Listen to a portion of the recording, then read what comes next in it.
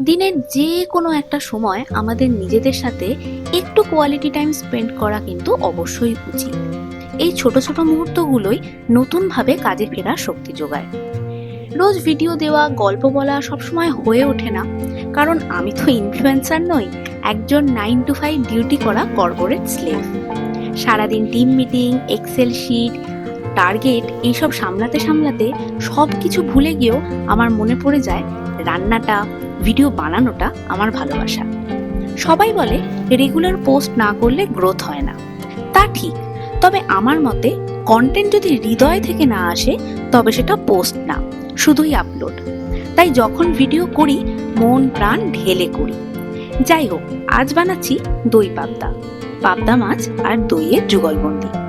প্রথমে মাছগুলোকে ভালো করে ধুয়ে হলুদ নুন মাখিয়ে রেখে দিলাম।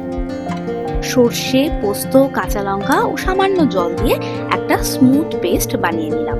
কড়াইতে সর্ষের তেল দিয়েছি। সর্ষের তেলটা বেশ ভালোভাবে গরম হয়ে এলে মাছগুলোকে হালকা ভেজে তুলে রাখলাম।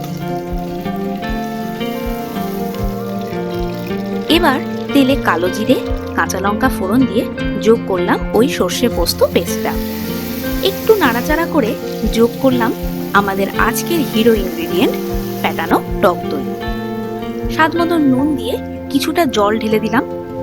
ঝোলটা ফুটে উঠলে মাছগুলোকে ছেড়ে ওপর থেকে কাঁচা সর্ষের তেল।